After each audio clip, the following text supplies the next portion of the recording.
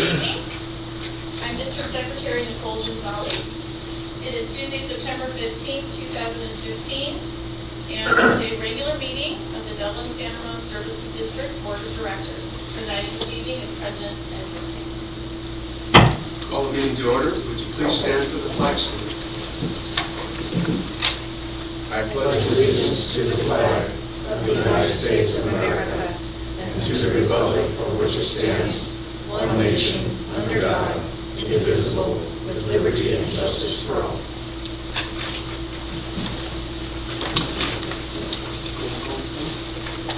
Director Von Heater Leopold. Here. Director Halkett. Here. Vice President Howard. President Worthing. Here. Special announcements and activities. Yes, President Barker, we have two new employees in the district introduced to you tonight. I don't know who's going to go first, Dan or Michelle. I'll start with John. Dan, Jones, please. I'd like to introduce our newest fleet mechanic, John Bagakas. Since John started with us in March, he's been working on some much-needed backlog cleanup in fleet, and in addition, has been performing some much-needed project work, including complete engine change-out on the dredge. John comes to us from the city of Livermore, where he had over 20 years' experience, and we hope that he'll be with us for at least that amount of time. Welcome, John. Awesome. Welcome. Dredge, that's cool. I'm going to go find out how that works a little closer. Careful. Yeah. President Duarte, members of the board, I'd like to introduce you Jackie Simpson. She's our newest HR technician. She just started yesterday. She comes to us from the Alameda County Office of Education, working as an HR specialist there for over 4 years.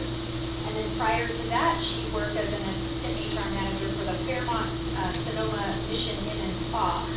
And she got her degree at the California Culinary Academy and intends to complete her BA in communication studies. Very excited. You're welcome. And President Duarte, I also know that at the dais today, had a couple of, not new faces, but a couple of faces that don't see all that often. Laura Bianca is sitting in for Dan McIntyre, who's traveling on district business, and Dan Lopez is sitting in for Dan Gallup, and Dan Gallup is on vacation. So, right. The others? That's it. Item 5 on the regular business, public comment. At this time, those in the audience are encouraged to address the board on any item of interest that is within the subject matter jurisdiction of the board and not already included on tonight's agenda. Comments should not exceed 5 minutes. I didn't receive any speakers cards. Is there anyone that has a last minute request to speak? If not, we'll go on to reports. Yes, President Duarte, members of the board, with regard to the event calendar, just a couple of reminders. The Neighborhood Improvement Committee meeting will be held at the wastewater treatment plant. That's our fall barbecue event for the residents nearby the treatment plant. That will be held starting at 5:30 p.m. on October 22nd. So if you're interested, please let us know, because we may have some agendizing depending on which you want to attend.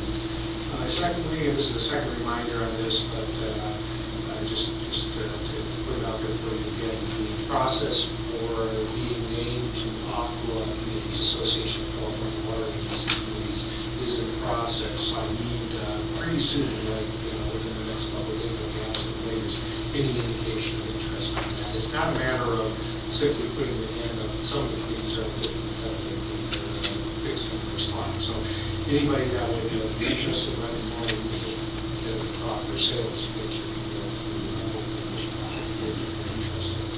In terms of correspondence to and from the board, for the record, have 4 things here to report to you. The first one, this is in chronological order, letter of August 5th, 2015 from Congressman Swalwell to myself. It's not to the board, but really it's appropriate to copy to the board, basically thanking the district for participating in hosting the water roundtable discussion at wastewater treatment plant during July.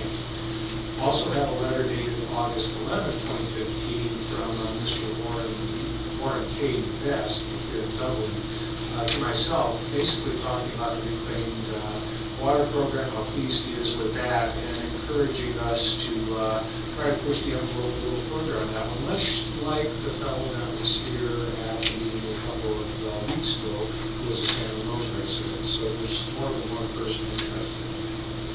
The next one is related to item 9C on the agenda, is the appeal of one of the drought exceptions. It's an email from Sempronio Valderrama to the DSRSD board dated Wednesday, September 2nd. We'll be talking about that under item 9C.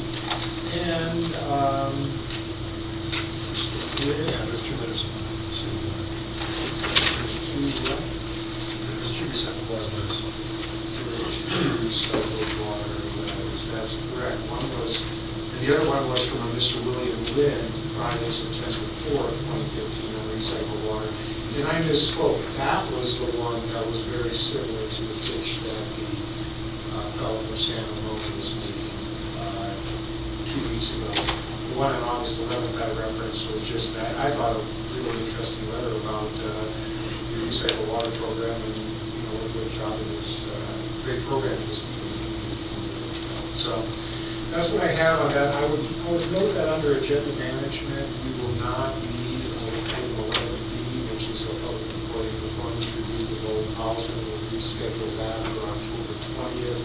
Due to Mr. Maddow's unavailability tonight. And I would also note that with only 3 board members, just I shouldn't have to remind you that to conduct any business, you need all 3 votes to the planning matters for one purpose. So that's all I have. Pretty good. Next item 7, approval of the minutes for the special meeting on September 1. Motion. I'll actually move to approve both the special meeting minutes and the meeting minutes for September 1, 2015. And also, Been moved and seconded to approve both special meeting minutes of September 1 and the regular meeting minutes of September 1. All in favor? Aye. Opposed? Carries unanimously. Item 8 on the consent calendar. We have 2 items, A and B. I'll move approval of consent calendar, 8A and B. I'll second. Been moved and seconded to approve the consent calendar items 8A and B as written. All in favor? Aye. Opposed? Carried unanimously. Moving on to board business, item 9A. We will discuss the drought management program. Yes, President, large members of the board, I think I'm going to take the floor myself on this one because I say about the same thing every meeting. This is an opportunity for the board to give us any direction or any tweaks to the drought management program going forward. I'll remind you that the governor's state of emergency is currently in effect through February 29, 2016. We will also be bringing to you on October 6th a follow-up item that you asked us to go back to you back in June when you considered the drought rate stages. We call the other recommended drought rate stage 1. You said, no, let's not change things so many times in such a short order. Come back to us in the fall. So we'll be presenting that to you on October 6th. And I suspect that maybe perhaps one of the items here when you feel that there's some direction on that as well. So I think on October 6th, we're going to have the items to talk about this. No, the hue and the cry that doesn't seem to be. I'm willing to try. Perhaps we should consider dropping this standing item, at least on the meetings where we already have the other drought item.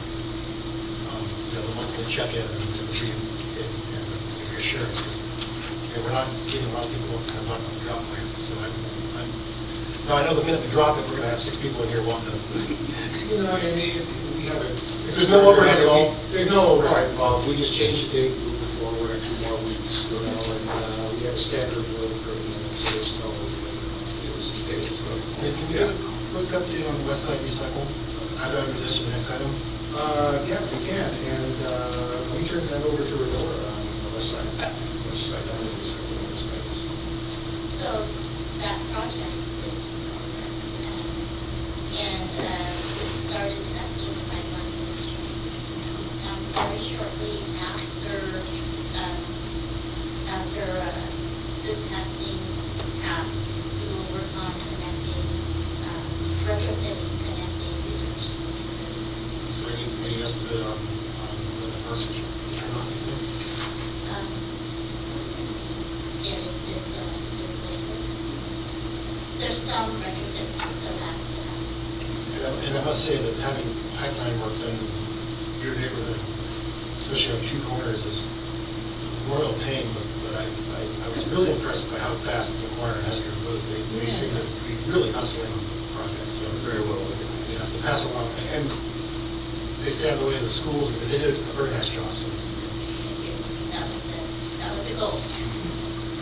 Yeah, they really were remarkable. I mean, looked one day and the next day it was all sealed up. I kind of deduced that from looking at the warrants and the progress payments. Boy, they've accomplished a lot of work. That's very There good. were some milestones set within the project, they had just did, yeah. In their updated schedule, are they satisfied that they're going to meet or beat the deadline? We hope so. I mean, They haven't encountered any unusual change site conditions or anything like that? delays where we encountered a stream, especially over at Shannon Park, and, you know, and I'm sure you've heard about it.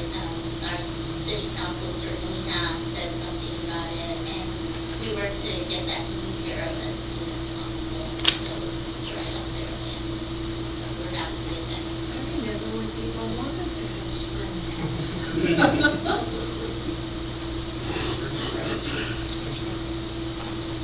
So we do need an action on this to, continue. Oh, so we're on 9A. If we're on 9B, I think I moved to 9B. That's when I fine. started. Just want to point out on page 423, with the goal of 16% set by the state, we're consistently in the low 40s. So kudos to the community, and could be foreshadowing something we'll talk about in a few minutes. Anyway, good job, guys. I'll move approval, and I think we need to also find that we still have a community drought emergency for next month. I'll second.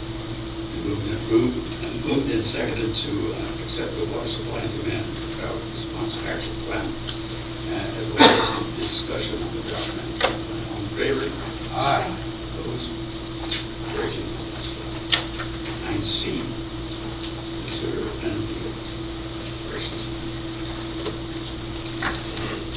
And Jackie Lee will handle this one. This is a repeal of staff miles of water use limitation exemption request.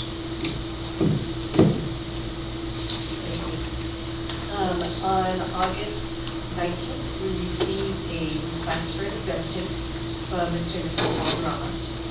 And they had installed a new spa, and they were asking if they could fill it with potable water.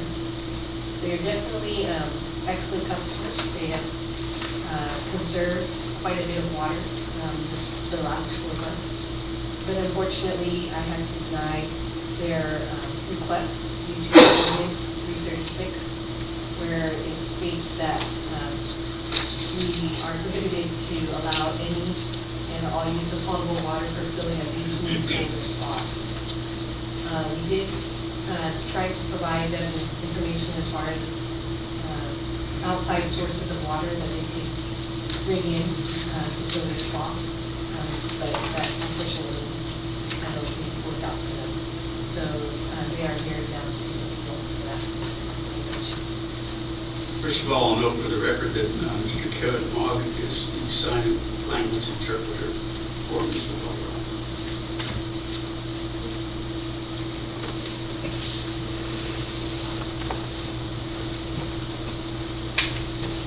That's pretty big, you have some training, you just, the question, you approve of people. We got complaint, you know, it's not. Here's the picture of the spa, so it shows that it has a cover that goes on it. That's what we're talking about tonight. So we're talking about a spa, not a pool? Yeah. Is surf. Right, it's a swim spa. It has jets so you can swim in it. So instead of using all the space that a pool would use, you have a smaller space where you could swim.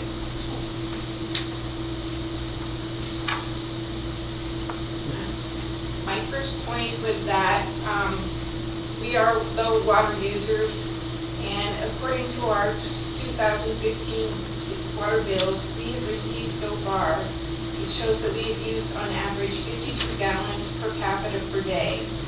The average user's GPCD in August was 66.9. So this is a savings of nearly 15 gallons per day for each of us, or 30 gallons per day for our household over what the average user used. This means we have saved roughly 7,000 gallons more than the average customer so far this year alone. The spa we have is a master spa trainer 12, and I had a copy made of it just sent out, and it shows on there that the swim spa has a capacity of 1,245 gallons. When we first applied, we thought it was 1,800 gallons, so that's a correction on that. This is a self-contained system, and the water only needs to be replaced every 12 to 18 months. Considering the water we saved over the average user, we could have filled this spa more than 5 times and still not use more water than an average customer. When compared to filling an average swimming pool, you can see how much water is saved on an average pool, as an average pool uses 20,000 gallons to fill. This spa only uses 1/16 the amount of water it takes to fill an average swimming pool. We also have a cover which will save water by preventing evaporation while the spa is not in use. This swim spa was purchased at the Alameda County Fairgrounds. It was expensive and we cannot return it. It is sitting empty in our backyard. We were not aware of there being any restrictions on filling it when we purchased it. We found out about the restrictions when we went to apply for our permit. No mention of this is on the flyer. This flyer that says drought emergency.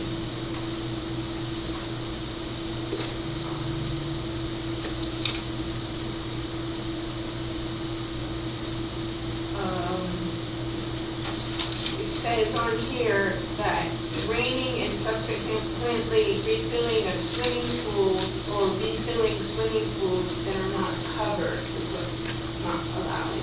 And there was no mention of any spa, and so we had no idea that this was going to be an issue at all when we bought the spa. And this spa is not just a spa that you sit in, it's a swim spa, and with the jets you can swim against, and it can also be used for other low-impact exercise in the water. We've both been advised by health professionals to use water therapy as a way of getting exercise without much risk of injury. You can see the letter from our chiropractor that we've included on these photocopies. And being able to use this swim spa is very important to us. We hope you will approve it. Thank you. So if I may, you're very persuasive. Quite a good salesperson. Out of deference, you coming all the way down here, I didn't stop you because I was going to stop you early. I'm supportive of giving this exemption. And I would like to add that Jackie was really following the ordinance that we gave her. So I'm also, so I have 2 things. I'll make a motion to grant the exemption. Then I have something after that. I'll second it. Been moved and seconded to grant the exemption. All in favor? Aye. Opposed? Carries unanimously. Now, following on, if we're going to be revisiting the ordinance and making tweaks this fall, given the fact that we're saving over 40% year on, basically, over the baseline period, we're supposed to be making 16. I think the filling, some of the language around the filling of spas can be revisited. At least giving staff the ability to make a common sense exemption on have to come all the way to the board. So we can put that on the list. I'm not sure who's the keeper of the list for October 6th A items. little bit of all of us. Yeah, if we can kind of revisit that, I think I'd be supportive of that. I totally agree. Yeah, I'd like to add also that on behalf of our staff, they've interpreted our ordinance as it sits right now to the letter, and that's their job to do that. And we want to support our staff, but at the same time, as Director Hockett just said, we have to use some common sense. And more importantly here, to acknowledge the effort you made to conserve water prior to asking for this waiver. And that, in my opinion, for me personally, is good intentions carry a lot of weight because the ultimate goal is to save water, and you have done that. So I concur. I agree. Thank you for coming. Thank you. Enjoy.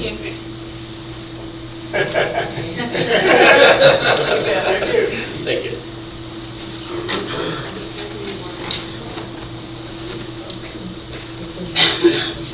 Item 9D. President Duarte, board members, next item is an update of the process that's going on with Zone 7 for their rate development. The zone is in the process of reviewing their current rates, which I plan to be updated January 1. They've hired Raptelis Consulting to help them in the process. So they're actually using a third party to help them in the process. Over the years, you may remember the zone had some significant reserves. They've been using those reserves the last few years. The last increase they had last year was 3%. They were supposed to have 2 years of 3%. But like us, their volume is down. So they're neighborhood 40% for what the rates were originally anticipated for. And 70 to 80% of their costs are fixed, as are ours. So they're reviewing the rate structure now as to where they need to be. They haven't made a formal proposal yet. They've been holding meetings with the retailers. They are going tomorrow night, and there's more numbers filled in on that table. What they're asking their board for direction on is some changes or direction. One would be the structure of the rates. Their rates are pretty much all volume. They're looking to establish maybe a fixed component, so to make a structural change in the rates that we provide them, they're going to consider. And that structural change may have different impact on different communities being served. Hitting Pleasanton on the planet a little harder than, more so than it would double. So that was one point of consideration. The other item they're asking their board to consider is a drought surcharge. The drought surcharge will be in effect for the next 3 fiscal years, 2.5 years, while they're coming back from their volumes and capacity. And the last part is another component which we call it CPI, but it's also to help fund their replacement model, which, if you remember, in history over the last couple of years, been a matter of discussion. They funded last year about $7 million. You look at the next couple of years, they need more than that. Each year they were 10 and 12 million. We've given initial comments back to their staff and board that maybe they should consider the structural change, maybe at a later point or a long-term planning for their rates, because it does have a different impact on the different communities. We've asked them to review the capital spending plan for the replacement, which they did. They held a meeting last week and approved some $15 million worth of projects. And they also are seriously considering using debt to fund some of the big projects that are coming up over the next 3 to 4 years. So those are a couple of significant changes, if you remember, at least for their consideration standpoint. As I said, they've already held a couple of meetings with the retailers. They had another meeting with the full tomorrow evening presented. They're going with some pretty heavy numbers at this early stage, and we chose not to kind of talk about those numbers just yet until their board gets a chance to maybe discuss them a little further, and then we will bring them back to you and ask direction. So this was really informational, very notice with the information source that we have. If there's any questions. Are we planning to do that? I don't know. Because I know both Carla and Kathy were present, and council members to speak. Of course, opposing this for obvious reasons. They don't run, if they were to make this structural change, they don't run into Prop 218 issues? Oh, you're smiling, I see. Prop 218, 500.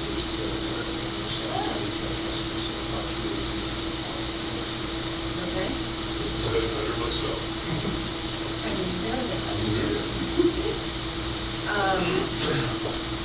And I am glad to hear that they're considering financing. I know that's been a major thing. They've been very proud, as were we for 30, 40 years. But you just can't have all of this in reserve. It just is impossible. Yeah. How, in your opinion, how realistic is this potential request that they have out there? That, you're asking me to opine on whether it'll pass the board or No. how reasonable the numbers are? How reasonable the numbers are? I mean, the drought surcharge is, we proposed last year to, they chose not to. So I do think they need something on that area. I think long term, they have to figure out the funding for their replacement program. They have some significant investments in treatment facilities, some of which has been deferred over time. And they've got to figure that out over the long term. Leonard was reminding me of the significance of some of the numbers. I think they have some cushion in the numbers they're proposing. Going over time, they've got very round numbers in it. That's probably 10, 10, 10.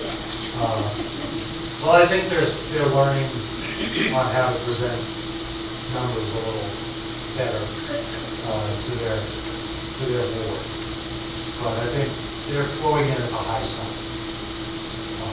But the drought numbers are real. I mean, you look at the numbers and they've done 30 to 40 million, and they're down 40%. Their proposal is a full year $7 million. They're at least committed to me that we would have a specific increase, which is all we had asked last year. I think they about all of that last year, so I think that was totally to some extent. I think the sad thing about this is we've sort of been pushing them back for so many years because we knew our population didn't want to pay these rates. But the reality is, with the exception of maybe a few programs where they found before, they're really doing the money to do some of this stuff. Well, to one extent, Bert and I were talking about it today. In the past, I don't know if they've done the best job of helping people understand Well, what their needs are. they can't even make their board understand that, so. So I think that's been some of the issue. I mean, there's been a lot of discussion too on the capital program now. But when you look at the numbers, just like we looked at ours a while back, we know there's some big spending coming in that.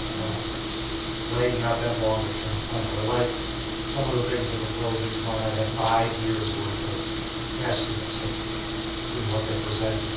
They're talking about 10-year look at it. They're not precise, but at least they're looking out beyond the horizon, which is something they want to do. If I can raise a little bit, I see some positive things in the numbers. They have a third party looking at the rates, so it's not the staff that we, not a good staff, but third party gives us a good perspective. expected a whole 57 expertise from other agencies. So I think that was a very positive move. That open mind and look at the possibility of debt financing, so that third wave position on that side of the huge capital projects, I think is significant. We've seen some community engagement that we haven't seen before. So that's something we've always said is, as long as you engage the community, the community doesn't, we just have the rates, the multi-year nature of it, the sunset on the drought charge. You've actually asked us to engage on, the priorities of some of the capital projects as well, so critical capital projects. So there's a lot of good things, in progress in the quality of that received. And I haven't said that, of course, the increase they're proposing, and doing which one to get proposed, but it's pretty large. It's going to be a sticker shock for some folks. It's complex because they're switching from a strict volumetric to a fixed charge, and that's going to create some implementation issues for us because there are ordinances that we pass through the volumetric charge. So that's going to cause potentially some application issues, implementation issues for us. So one of the things we're trying to work is, look, let's not try to do everything at once in 1 year. Some of these changes are good. A fixed charge would stabilize rates and fix it out. We've seen that, and that's good. But let's not make too many changes in 1 year. Let's address first the financing issues. We're dealing with financing issues. Deal with that, and as time goes on, start working on it even more reflective of us. As you said, overall, their policy implementation, if you will, the whole formula didn't want to seem to be a little more user-friendly.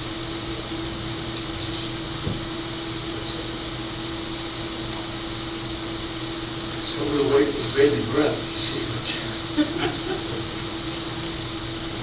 Thank you.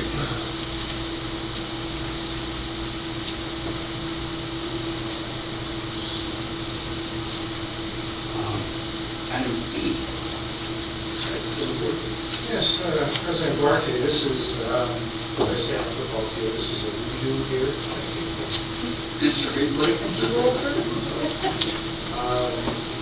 You'll recall 2 weeks ago, we posed the same question to the board, and this is the process we wanted to use to fill the vacancy that was created in mid-August. And at that time, based on information that was told to you, being about the next direction of the presidential plan, you decided to fill the vacancy by election. The significance of that is there's a lot of agencies that have a lot of issues that are. We estimated that the cost would have been $25,000 to $30,000 range. Not insignificant, but not out of line for an election. Certain pricing opportunities. Well, then we later moved Representative Carl to contact the elections office to tell them that it's not until June, until April. The reason that was missed was there was nothing on the April ballot until we raised our hands and said we wanted to be on the April ballot. The legal need to have to go to that. And if we were to do a more regular election with cases, the cost, we would bear the full cost of that election. That number, and correct me if I'm wrong, because that number was upwards of $350,000+. Carl subsequently kept on researching this after the preparation of the agenda. There's an option to do a mail Carl also has to do a mail.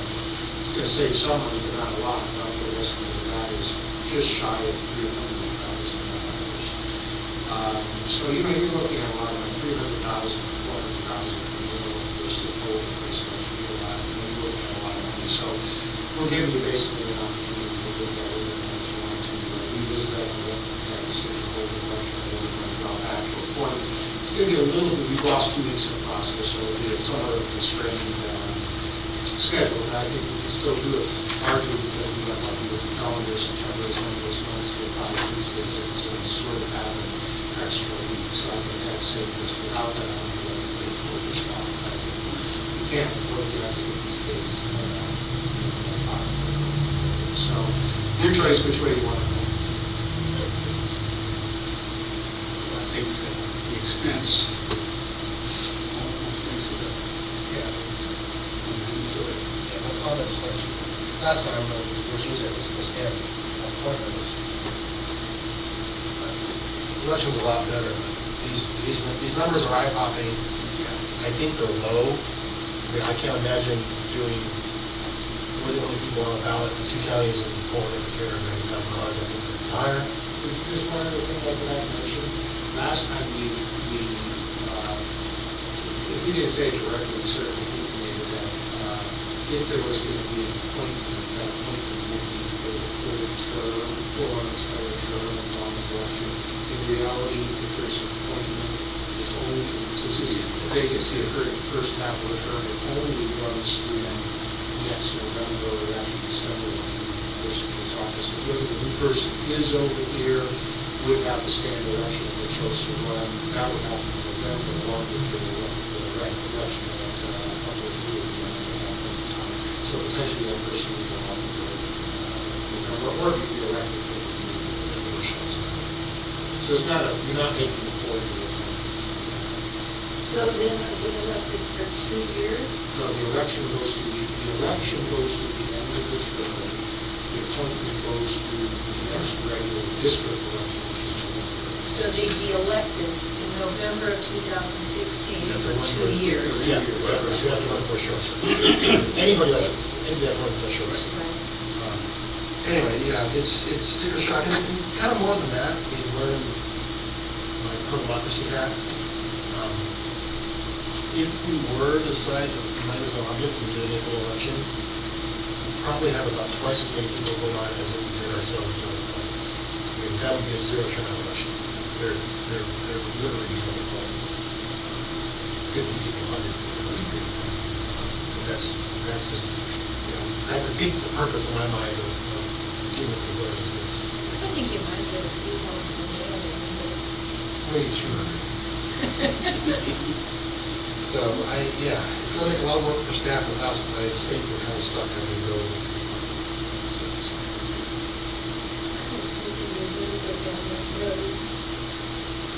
The sticker shock is kind of overwhelming, but I agree. I'll give you how much was. And, it's more short-term than the other. That makes it even worse to have to spend that kind of money for 11 months. Right, and there's no incremental cost, but yes, if we do the appointment, there's no incremental cost because we'll be under election anyway. Right. So I will make a motion grudgingly for what is labeled in my packet the appointment resolution. Ready to fill it in here? Is it?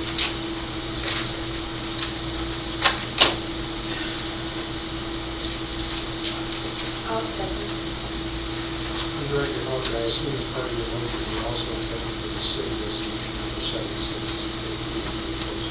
Is it not in here? It's in the back. It's in the resolution itself, so it's self-rescinding. But yes, I want to rescind the old one too. Yes. Okay, it's been moved and seconded. That's true, it's not a second.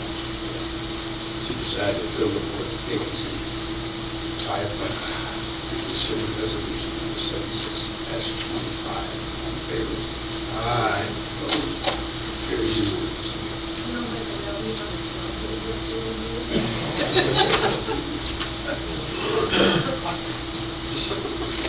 So that takes us to You got it.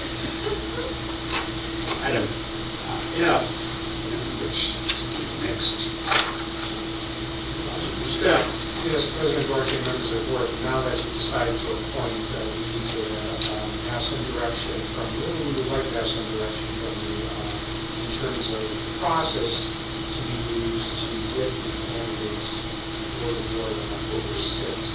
We call that the application process. Of course, there'll be a decision-making process at the actual meeting. You see on attachment 1, you'll see 2 schedules. One that you just approved what we presented to you, which basically follows the process and application package, which a few little tweaks. That was used in 2009 when Thomas Ford passed away. That's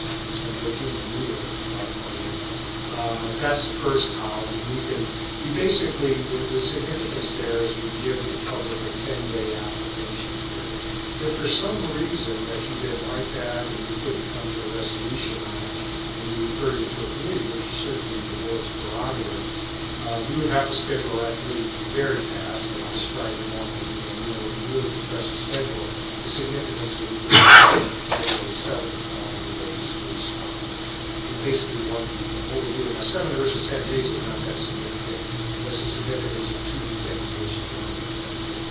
So we kind of think the 10-day application period is the best for the public. Everything else falls in line and leads us up to the 6th of October, where we have a fallback where we to the 13th of October, if for any reason we couldn't reach a resolution on the 13th. The following Sunday after that is the deadline. So if you couldn't do it on the 13th, you have to try to schedule another special meeting. Ultimately, the ultimate process, just so you're aware, if you're unable to appoint or have any kind of consensus within the 60-day period, then it goes to the county. The county is faced with the electors for the decision. The county can't make that the default is election. Now you have some additional, that's the 90-day window, we have a 60-day.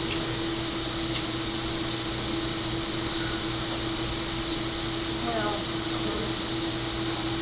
the process that was used when I was appointed seemed to be satisfactory for what we believe. I mean, my bias is to make it really above board. I mean, some agencies, I think there's one going right now that's doing committee interviews with candidates before they get in front of the full board, which I'm not sure it's Right, even yes. legal. I guess if it's an ad hoc committee, there's no broad academic going on. Yeah, anyway, I just want to really above board, and you haven't been through this choice, Kate, and it's fun. You can sit right here, there'll be n number of people out there, And there's usually for us. it's all wide open, we take our votes and open, there's no secret ballots, no nothing, it's pretty fun. My other bias is towards a very simple application, so this one is kind of like perfect. The 15-page application doesn't. You have to promise me that we won't go to the meeting with the city council bill. Let's ask them reasonable questions that they can be expected to know the answer to. Not the total number of our operating budget or. I suspect there might be some other things going on with that process. Oh, yes. As far as the meeting night process, we'll get a chance to talk about that before. Because the number of people matters. Yeah, exactly. And Nicole and I were talking about this.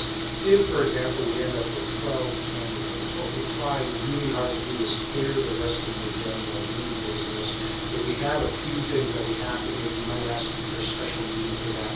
Normal business at 5:30, just have this appointment at 6 o'clock. At the other end of the extreme, we do 2 applicants. We put those at the front end of the agenda and just kind of get through the rest of the business. So the answer is just as we. Well, beyond that, if we had, if I remember, we did this last time, we had a fair number of candidates, so we had a process where everybody had to get a certain number of votes to pass each round, and we'll decide that. We resurrected that, we resurrected that process, yeah, it was kind of what we call the MVP process. So, basically, there's nothing legal about the process, but it's a facilitated decision-making process to allow you to gradually whittle down the candidates to those you like. But, at any time, what it really takes to appoint an individual is one of you to make a motion, one of you to second, and the person who votes. So while we're giving you sort of a structure for the decision-making process, that's all that is. It's just a facilitated discussion. You can double, if somebody was eliminated at one step, you can bring them back. All it takes is a motion to second. The other thing I would note is that the person, once that vote is taken, successfully, they are a member of the board at that step. You will administer, take a break, administer the oath of office, they will come up and see you. All right.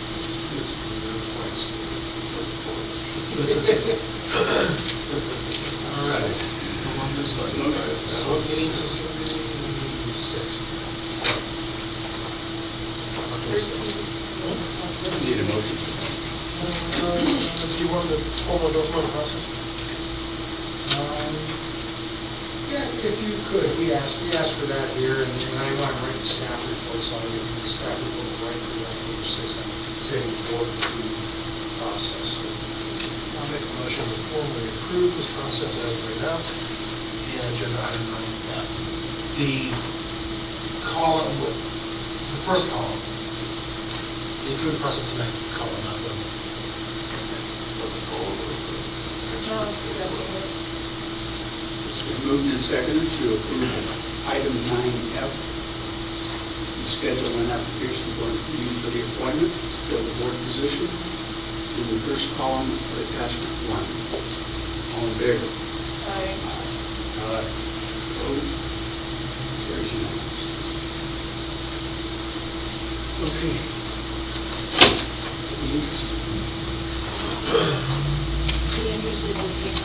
Yeah.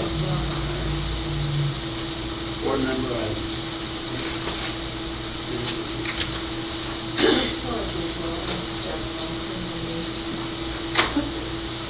First of all, I attended the LAFCO conference last week, CalLAFCO, excuse me, and some of you may know, we now have 2 people from Alameda County LAFCO on the state board, John Marchand and Spokesman Dorio. We also won the award for the good governance, the mutual, I don't think it's so we agreed to work mutually together. Intergovernmental reciprocal services agreement. Yes. Valley. We won an award for that. And then I brought along 2 seminars, and it was really excellent. I went early one morning to what was called LAFCO 101, Understanding the Basics. And it was really interesting to find out, a lot of detail in here, but real interesting to find out that primary mission number 1 was to preserve habitat. And it was written in 1963. Of course, that's become so, for us anyways, become so backseat. But we were reminded of it because there are a lot of rural counties. The other one was this sustainable groundwater management act that someone has talked about, and where LAFCO comes into it. It looks like we aren't going to, because in Alameda County, our groundwater basins were assigned already. There's a potential of that little one that's sitting in the northern area for East Bay mud that they don't want to claim because it's going to be difficult to clean it, but it's something LAFCO will have to take up because it has to be cleaned.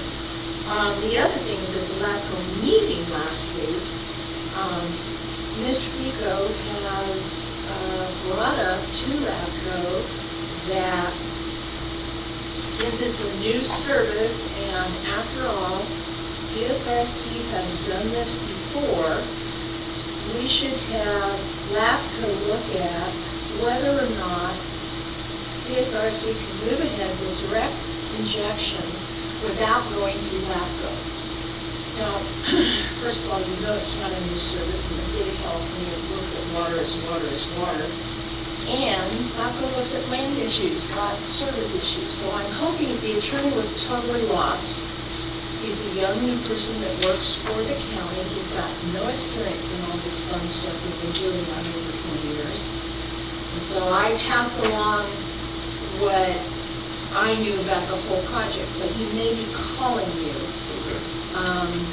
simply because he needs to understand a little bit more so he can respond to Mr. Pico. I'm almost certain that the answer is going to be no, LAFCO can't take it up. But, which was ironic, of course, that morning we independent had the article about Pleasanton's take the lead on the RO study, which I thought was really funny. He was going to run in and talk to Nelson that day, but just so you know, it's out there. And today I went to the Peace Peak Leadership Council, who spoke and analyzed, I'm going to say analyzed, that's not a fair word, certainly one that Woodley would use, discussed our water supply study, and there were some people, a lot of people actually, that had comments and questions, and they did a real fair job of looking at the assess good study and recognizing that we've got to do something and we've got to do it jointly, and we've got to look at things like RO and direct injection. I mean, they didn't necessarily point those out specifically, but the fact that it did have to be done. And we were kind of congratulated for taking the leadership in the first step. The other thing is I attended the special districts meeting last week, and we had some good speakers, and very good speakers. In fact, it ran over. We met in the Douglas Morrison Theater, which the Area Recreation and Park District has run, built. I've never been, ironically, to that corner of town, even though I was born and raised in there. In fact, Douglas Morrison, you heard me say before, was my high school counselor. They served on the hard board for, I don't even know, 40 years. But it's a beautiful little theater. And they have a season, just like the Firehouse and the Livermore House. So get an opportunity if you really know people that are doing a show. I would suggest going. Let's see, what else? There was somebody there, but I really got lost in this conversation, and I'm not sure why. Maybe I was getting sleepy or something. Who talked about municipal grants and the grant market, and how there are things out there, which we know. I mean, we've got grants, it's not an anything. But I think that was about it. We're still hoping to get Eric in our annual meeting in March. All the letters have gone out to him. And his staff actually verbalized to me that it looked okay. So I think that's all I have. I attended that same meeting this morning with Virginia and Bert and Dora. I think the thing that I found interesting is our study was definitely complemented by Mr. Miller and Mr. Gilbert in particular. And it spoke when they used the term that we applaud the district for taking the initiative and leading the discussions looking for diversification of our water supply. It was nice to hear some validation of all the effort that we put.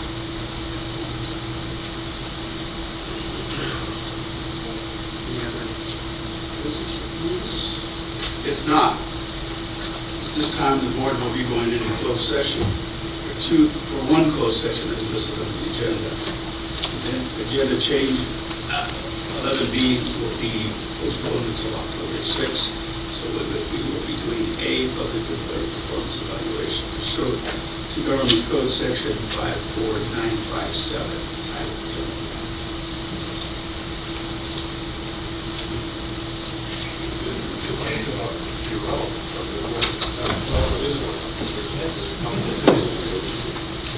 I'll sign your wall pass if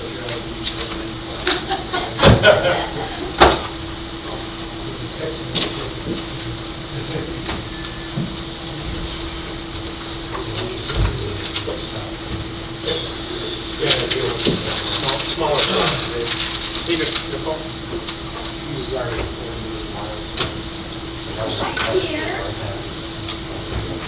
Good, how are you? We just wasn't by, we don't have to each other. Yes, I love your Well, we voice. made the mistake of becoming